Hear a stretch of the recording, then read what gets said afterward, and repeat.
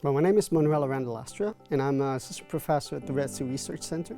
And my work in the center is specifically focused on the coral algal symbiosis and how it actually responds to different environmental stressors, what makes it break down, for example, the term that we call bleaching, understand how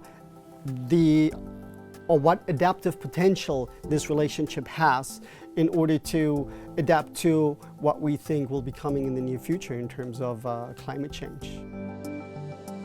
Every cell of an organism contains the entire genome, but not every cell needs this genome. A skin cell is different from a cell in the retina of the eye, for example. They need a different subset of the gene, so you need to be able to regulate what parts are accessible to one cell type, what part is accessible to others.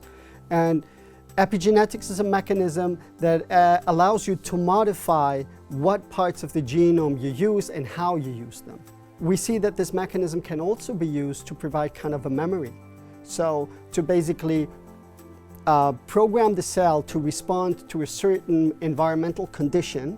It can be nutrition, for example, a famine, and program the cells in a way that they become more efficient and using energy, for instance. The interesting part is that we find in these organisms that this information can actually pass on over generations. Now, in terms of corals, of course, this becomes very, very interesting if we think about the current problems that they're facing with regard to climate change, increasing temperatures, for instance, which are the main drivers of mass bleaching events like the one we're currently seeing in Australia, the Great Barrier Reef, but also here in the Red Sea. Understanding the ability of these organisms to change their phenotype, to change or optimize what their actual genome allows them to do and to become, could be very beneficial for us to help them slowly acclimate and maybe even adapt to future climate change scenarios.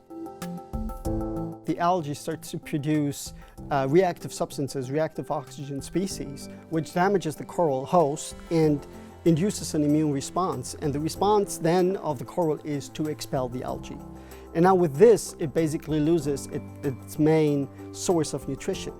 It's been calculated that the algae provides up to 90% of the energetic needs of the coral. So imagine if the algae are out, or most of them are out, corals are basically starving.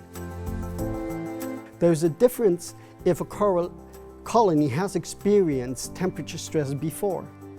It's kind of primed already.